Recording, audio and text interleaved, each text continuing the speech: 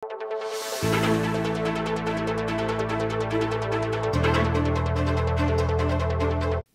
Women's Month, pagmasosyan tayo ang kontribusyon darang kay babaynan king lipunan. Hapin mo rin nining panahon nung nuka rin susulong tala rin karelang karapatan, lakwas king lugal ning karelang obra.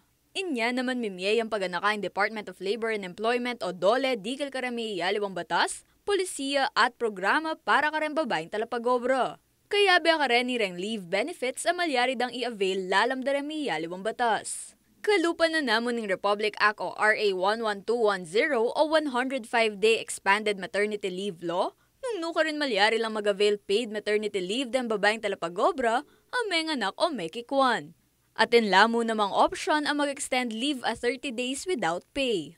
Atin muring RA 11861 o Expanded Solo Parent Act, nung nuka rin malyari lang mag-avail 7 days sa paid parental leave ng babayang talapag-obra ang magdili-diling magparagol king karelang anak.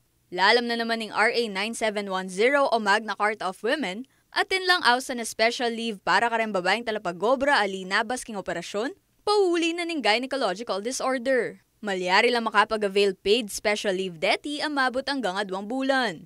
Kabang den babayang talapag-obra naman na biktima na ning pamanabuso, malyari mag-avail 10 days sa paid leave kapamilatan na ning RA 9262 o yung Anti-Violence Against Women and Their Children Act of 2004. Samantala, aparte ka rin benepisyo ka rin kay babaynan, amo yuta nemo naman ng dollar ang employer sa makisanmetong ken pamanyulong ken gender equality.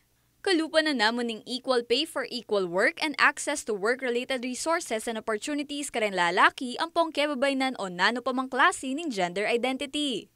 Kailangan la rin kanumidi ng proteksyon den babayang talapag-obra ka rin peligro kang workplace at panimunan ng access da rin ni ka rin women-related leave benefits.